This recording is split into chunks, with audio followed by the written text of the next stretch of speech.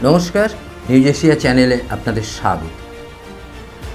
দেখুন, 2026 বিধানসভার নির্বাচনে পশ্চিমবঙ্গে বিজেপির মুখ্যমন্ত্রী হিসাবে কাকে বাছাই করবে বা কোন মুখকে সামনে আনবে, এই নিয়ে কিন্তু সাধারণ মানুষের মধ্যে চর্চা শুরু হয়েছে। এখন মুখ্যমন্ত্রী হিসাবে যদি কাউকে প্রজেক্ট না করে 2026 বিধানসভা নির্বাচনে বিজেপি লড়াই করতে যায়, তাহলে কিন্তু সেক্ষেত্রে বিজেপির একটা বড় নেগেটিভ পয়েন্ট কিন্তু সেখানে ধরা পড়বে। এখন থেকেই সেই জায়গাটা বিজেপি কতটা নিয়ে ভাবছে, এইটা একটা বিষয় এসে দাঁড়িয়েছে। 2026 বিধানসভা নির্বাচনে বিজেপি কাকে মুখ্যমন্ত্রী হিসাবে সামনে দাঁড় করাতে চলেছে, এটা নিয়ে বিজেপির মধ্যেও কিন্তু একটা চর্চা শুরু হয়েছে। যদি বলেন কেন, আমরা পশ্চিমবঙ্গের ইতিহাস যদি দেখি, তাহলে আমরা যেটা লক্ষ্য করব যে বিধানচন্দ্র রায় থেকে শুরু করে সিদ্ধার্থ শঙ্কর রায়, জ্যোতি বসু, বুদ্ধদেব ভট্টাচার্য, এমনকি মমতা বন্দ্যোপাধ্যায়, এই যে মুখ্যমন্ত্রী যারা হয়েছেন, তারা কিন্তু একদম সামনে প্রজেক্ট করা ছিল যে ইনি মুখ্যমন্ত্রী হবে। ভোটের আগে কিন্তু তাদেরকে প্রজেক্ট করে দেওয়া হয়েছিল। এই ক্ষেত্রে যদি সেটা না করা হয়, তাহলে কিন্তু এক্সট্রা একটা বেনিফিট তৃণমূলের পক্ষ থেকে তারা পেয়ে যাবে। যদি বলেন কেন, তার কারণ হচ্ছে এক শ্রেণীর ভোটার আছে যারা কিন্তু মুখ দেখে ভোট দেন, এবং আর একটা শ্রেণী আছে যারা 24 থেকে 48 ঘন্টার আগে, ভোটের আগে তারা সিদ্ধান্ত নেন যে কাকে ভোট দেবেন। এবং পাশাপাশি একটা অংশ আছে যারা সিম্বল দেখে ভোট করে, আর একটা অংশ আছে সমর্থক, সেটা তো থাকেই। এই যে বিষয়গুলো আছে, তাতে ভোটের যে ইকুয়েশনগুলো আছে, সেই জায়গা থেকে যদি আমরা লক্ষ্য করি, তাহলে মুখ্যমন্ত্রীর মুখ একটা বড় জায়গা কিন্তু দখল করে আছে। অতএব 2026 বিধানসভা নির্বাচনে বিজেপি কাকে এখানে মুখ করে নির্বাচনে লড়াই করবে, এই প্রশ্নটাই বড় আকারে দেখা দিয়েছে। বিজেপি যেহেতু একটা সর্বভারতীয় দল, তারা কিন্তু সাধারণত যেটা করে, আগে নির্বাচন হয়, তারপরে এরা এখান থেকে একজনকে বেছে মুখ্যমন্ত্রী হিসাবে তাকে বসানোর চেষ্টা করে। কিন্তু সেই ক্ষেত্রে যে নেগেটিভ যে দিকগুলো, সেই জায়গা থেকে একটা বড় অংশের ভোট কিন্তু তারা সেই অর্থে পায় না। এটা লক্ষ্য করে দেখবেন যে 2011 সালে মমতা বন্দ্যোপাধ্যায়কে মুখ্যমন্ত্রী হিসেবে তৃণমূল কংগ্রেসের পক্ষ থেকে প্রজেক্ট করা হয়েছিল। একইভাবে যোগী আদিত্যনাথকে কিন্তু মুখ্যমন্ত্রী হিসাবে প্রজেক্ট যে বছর করা হয়, সেই বছর কিন্তু বিপুল ভোটে বিজেপি জয়যুক্ত হয়েছিল। অর্থাৎ এখানে মুখটা কিন্তু একটা বড় ফ্যাক্টর। যে যা বলুন, বলতেই পারেন, যত বড় রাজনীতিবিদ হন, হতেই পারেন, কিন্তু মুখ কিন্তু একটা বড় ফ্যাক্টর। দ্বিতীয় ফ্যাক্টর হচ্ছে যে এই পশ্চিমবঙ্গে আঞ্চলিক দলের কিন্তু একটা যথেষ্ট গুরুত্ব আছে। সিপিএম এখানে 34 বছর ধরে ক্ষমতায় ছিল, কিন্তু সেখানে সিপিএম আঞ্চলিক দল না হওয়া সত্ত্বেও যেটা হয়েছিল, যে সেখানে কিন্তু একটা মুখ্যমন্ত্রী মুখ সেখানে সামনে রাখা হয়েছিল। ত্রিপুরাতে মানিক সরকারকে মুখ্যমন্ত্রীর মুখ হিসাবে রাখা হয়েছিল, উত্তরপ্রদেশে যোগী আদিত্যনাথকে মুখ্যমন্ত্রীর মুখ হিসাবে রাখা হয়েছিল, পশ্চিমবঙ্গে তৃণমূল কংগ্রেস মুখ্যমন্ত্রীর মুখ হিসাবে মমতা বন্দ্যোপাধ্যায়কে রেখেছিল। এইবারে 2026-এ বিজেপি কাকে মুখ্যমন্ত্রীর মুখ হিসাবে এই পশ্চিমবঙ্গে রাখতে চলেছে, এটা নিয়ে কিন্তু বড় প্রশ্ন। যেটা সর্বভারতীয় দলের ক্ষেত্রে যে সমস্যাটা হয়, তারা কিন্তু সেই অর্থে মুখ্যমন্ত্রী মুখ আগে থেকে ঘোষণা না করে নির্বাচনের লড়াইটা করে। এইটা যদি বিজেপি করে 2026-এ, তাহলে আমি বলবো বড় ধরনের একটা ব্ল্যান্ডার হয়ে যাবে, এবং যেতে অবশ্যই হবে।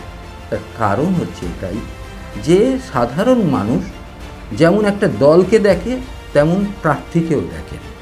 প্রার্থীকে যেমন দেখেন, তেমন দলকেও দেখেন। কে প্রার্থী হচ্ছে তার উপর অনেকটা ডিপেন্ড করে, আবার কোন দল থেকে তিনি বিলং করছেন সেটাও একটা নির্ভর করে।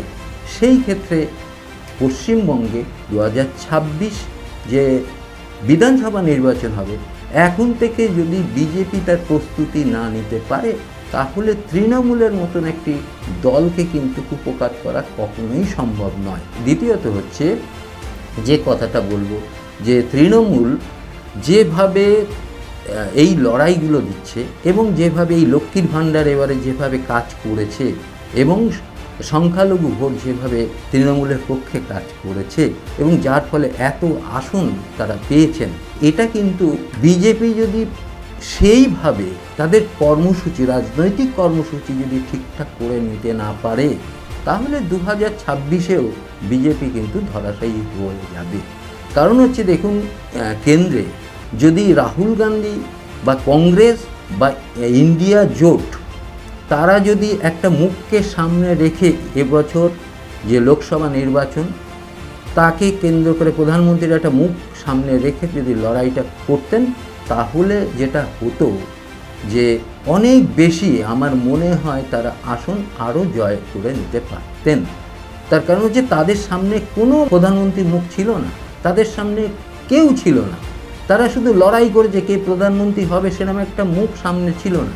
কিন্তু এনডিএ যেটা করেছিল, নরেন্দ্র মোদীকে সামনে রেখে কিন্তু লড়াইটা করেছিল। এবং এই যে লড়াইটা করার ফলে নরেন্দ্র মোদী হয়তো এত আসন নাও পেতে পারত, কিন্তু সেই আসনটা কিন্তু পেয়ে গেল শুধুমাত্র তার মুখটাকে সামনে রাখার জন্যে। এবং উল্টো দিকে যে ইন্ডিয়া জোটের কেউ প্রধানমন্ত্রীর মুখ সেইভাবে কাউকে খাড়া করা হয়নি, যার ফলে কিন্তু এখানে একটা নেগেটিভ সাইন গেছে। ফলে আগামী 2026 বিধানসভা নির্বাচনে পশ্চিমবঙ্গে যদি কোনো কাউকে মুখ্যমন্ত্রীর মুখ হিসাবে সামনে না এনে যদি লড়াই ময়দানে নামেন, তাহলে সেটা কিন্তু একটা বড় ধরনের বিজেপির ক্ষেত্রে সমস্যা হবে। বিজেপিতে অনেকেই আছেন, শুভেন্দু অধিকারী আছেন, অভিজিৎ গাঙ্গুলি রয়েছেন, সুকান্ত মজুমদার রয়েছেন, দিলীপ ঘোষ রয়েছেন, অনির্বাণ গাঙ্গুলি রয়েছেন, স্বপন বাবু রয়েছেন, এরকম অনেকেই আছেন যাদের কিন্তু মুখ্যমন্ত্রী হিসাবে প্রজেক্ট করা যেতেই পারে। এবং এদের মধ্যে কাকে প্রজেক্ট করা হবে এবং যাকে প্রজেক্ট করা হবে সেটাকেও একটা ব্যাপার আছে, যে সবাই সম্মিলিতভাবে যেন সেখানে ওই কাঠিবাজি যদি না করে, যদি সবার সম্মতি নিয়েই সেইটা করা হয় এবং সবাই সর্বান্তঃকরণে যদি সমর্থন করে সেটা করে, তাহলে কিন্তু বিজেপির পক্ষে সেটা শুভ হবে। আর যদি সেটা না করে, তাহলে তৃণমূল কিন্তু এখনও 40 বছর রাজত্ব করবে। এ ব্যাপারে একেবারে বলার কোনো অপেক্ষা রাখে না। কারণ তৃণমূলের সঙ্গে লড়াই করতে গেলে মুখের সঙ্গে মুখ রেখেই কিন্তু লড়াইটা করতে হবে।